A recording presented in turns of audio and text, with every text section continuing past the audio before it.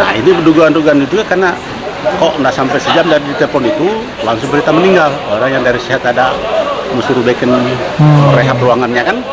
Nah itu juga keluarga karena menolak, kenapa dari rumah dari ini dia bagus, dengan orang jumpa dia mau rehab bagus, tahu-tahu berita nggak sampai sejam dari orang menelpon, seseorang menelpon, tahu-tahu dia meninggal. Nah, kami menduga juga jangan-jangan pemain diduga ada suntikan atau mungkin sudah didor duluan pemain berdugaan-dugaan itu kan.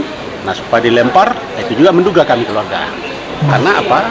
Artinya seorang anggota AKBP dalam kapasitas tugas, kedua dia seorang kepala rumah tangga, kedua dia seorang gereja juga, orang rohani Bang.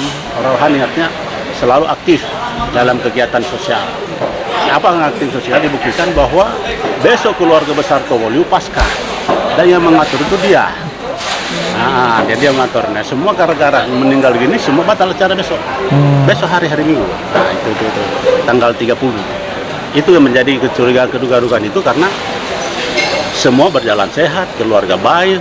Kalau soal ekonomi tidak mungkin mati lapar, ya kan? Nah, kalau kebutuhan pemain seperti itu, nah itu mendugakan apa karena jabatan baru ini mungkin ada yang diduga dia mau sidik. Ya kan narkoba, kasan narkoba. Karena narkoba itu kan berhadapan pada umumnya mafia, pelaku-pelaku mafia dalam sedunia usaha narkoba, obat-obat terlarang kan. Nah, ini menjadi pertanyaan besar bagi kami keluarga.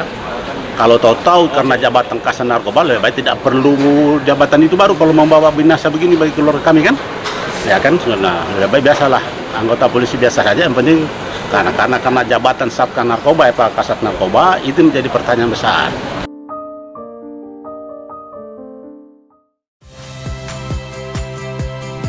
Saya Rahmat Ibrahim. Saksikan program-program Kompas TV melalui siaran digital, pay TV, dan media streaming lainnya. Kompas TV, independen, terpercaya.